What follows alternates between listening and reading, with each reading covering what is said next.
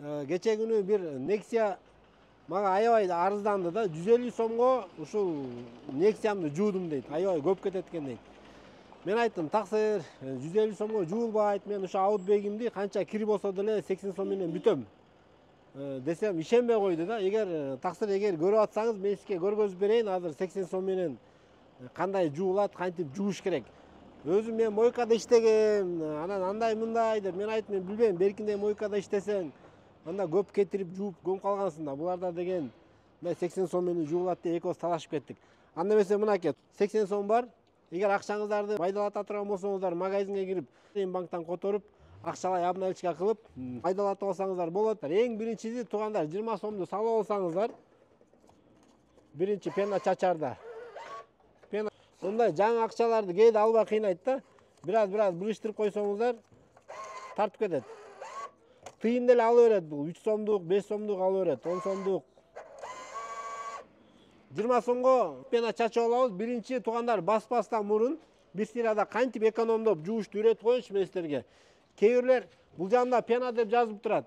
Бул жанында вода деп турат. Пенанын пистолет менен кээ бирлер суу чачып кыйнай берет да. Андай болбойт. Карайсыздар, оң тарабында пена турат. Мына бул жерде 20 сом тартып кой.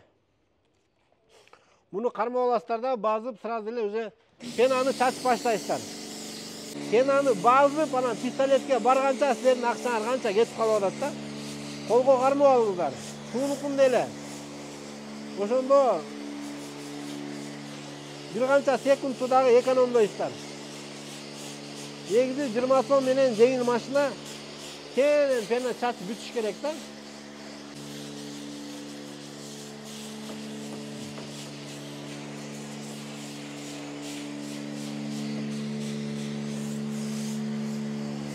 Мына бир эмес караңыздар. Эки сири айланып кетти бул жагы. Мынакей 20 сом менен биякты тартып кой, бүттү.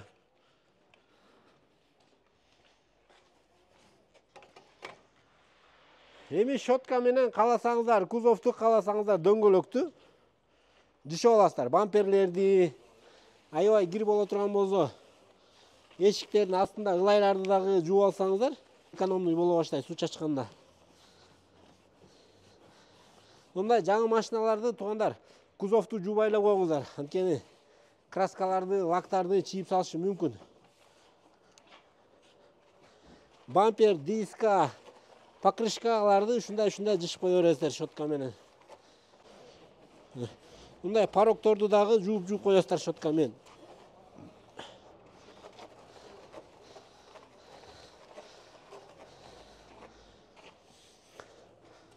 Фараларга бая чиркейлер жабышып калат. Бамперлерге жабышып калат. Ушуларды да жакшы жышып алсаңыздар, болбосо сууну чачып тура бересиңер, кирлерин кетире албай. Анан, конечно, көп кетет да.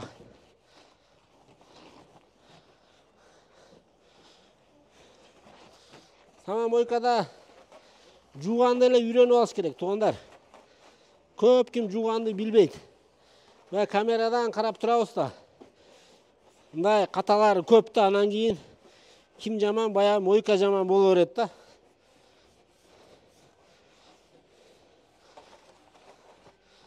Мына туугандар, кузовту бир сыйра жышып алдык. Баса поликке чачамды унутуп койгон турбаймынбы? Макул, поликтин эле жышып коебуз.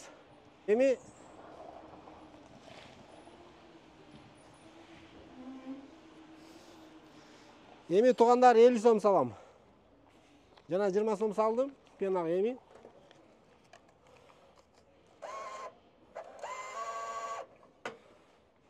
Сууну чачарда да пистолетти колго алып аласыздар.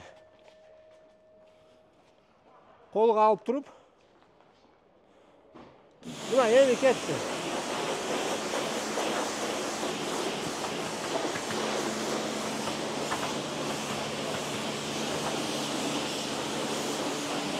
Башында бираз пена чыгат. Будан коркпойсуздар, туугандар.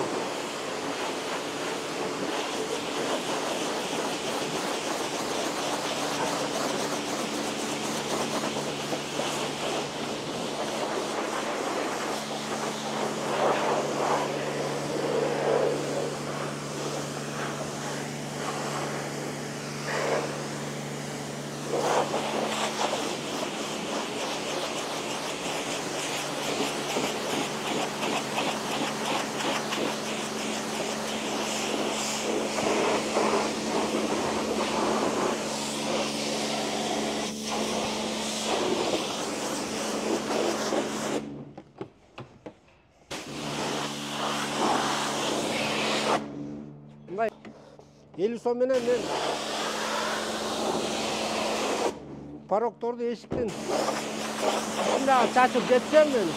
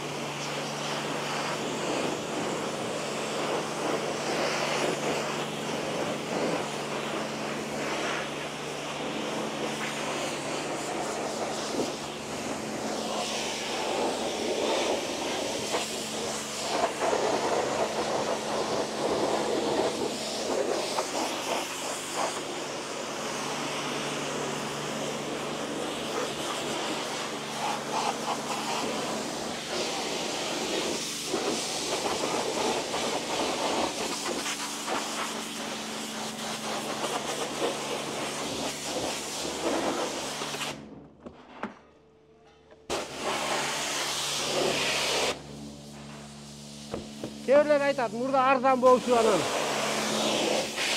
кымбаттатып койду депчи. Ошол эле ойдо турат туугандар.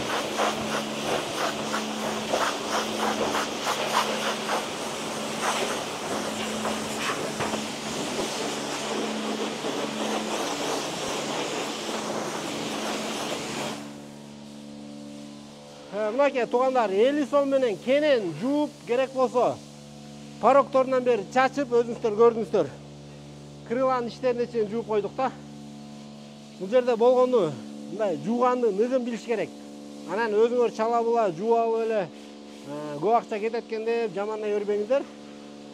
Башында кандай экономичный кылып регулировка кылганбыз, дагы деле ушундай экономичный болуп 70 сом менен жуулду. Ошондой эле пылесоска 10 сом кетет, аны да көргөзүп берем. Кече Nexia жууган тапсыр айтып атат, пылесосун сорбой атат. Бая кагаз туруп калыптыр да. Кээ бирлерде бая чоң кагаздар сордур салып атат. Оозуна туруп калып атат. Бир аз эле слабый соруп атат да. Кагазды алып койдук, кайра иштеп атат да. Эми анча-мынча баягы идеальный болбойт туугандар, албетте. Кемчиликтери менен кошо, бирок негизден алганда мына ушундай экономичный. Башка мойкаларга да жууп көрүңүздөр, ушундай 70 сом менен Outback'тин кирин көргөнсүздөр. Ичи тышын универсал машина бул тем более. Мына ушундай туугандар, келе бериңиздер. Бул мойка кайерде десеңиздер, автосервис Жомартта, баягы Жем базарынын ичинде, Талаш шаарында. Бул жерде эстолор, развал схождения, вулканизация, дөңгөлөк, автозапчасть, ошондой эле аксессуар. Кыскасы бияка келсеңиздер, бардык маселеңиздер чечилет. Мынакей туугандар, болгону 10 сом салабыз да, карап туруңуздар. Неге бекер эмес, башка жерлер бекер экен го дейт. Мен айтып атам, бул жерде сервисте машина көп. Эгер бекер кылып кое турган болсок, анда мияка келген машина баары берде бекер тыгылып тура берет да. Бирок биз экономичный кылып койдук. Болгону 10 сом менен сордура турган.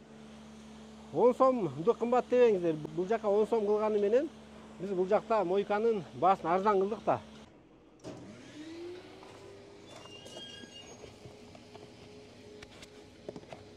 Мына караңыздар. Соруп аткан караңыздар.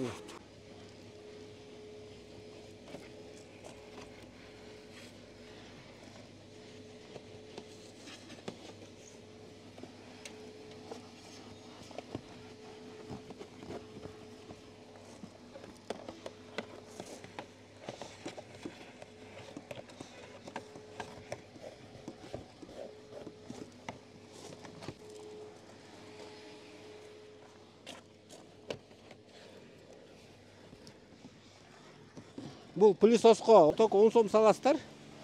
Мойкага болсо 1 сом, 3 сом катар алып берет. Ушундай бир нюанс бар, болгону эле. Только 10 сом кабыл алат да.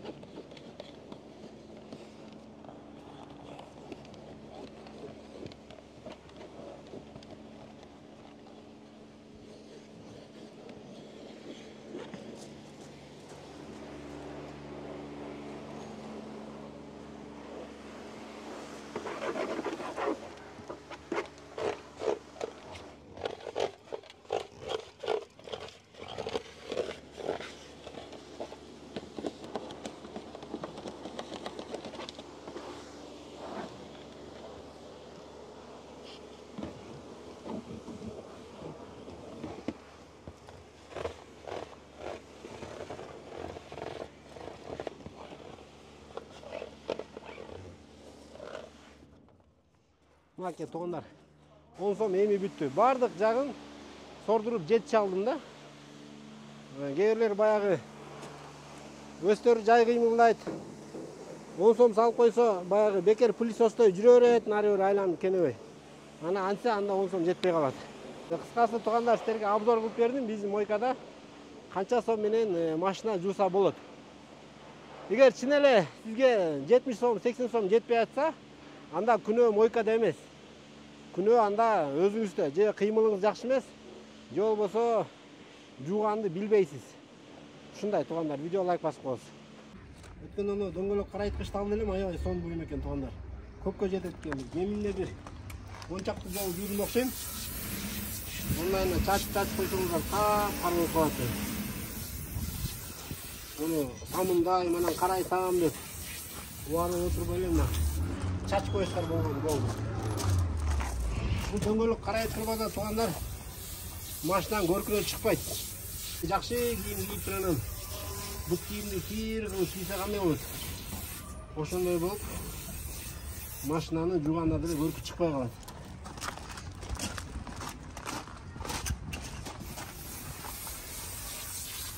Бул бизде аксессуар бөлүктө сатат. 200 сом алган болсо эле томон. Биздин аксессуар бөлүккө кирип дагы унагыдар жуугандан кийин чыгарыштын бар түрлөрү. Мына карайткычтар, машинаңыздарды жуугандан кийин да бошоп кетсеңиздер болот. Мынакей дөңгөлөктөр кап-кара болуп сонун болуп калды.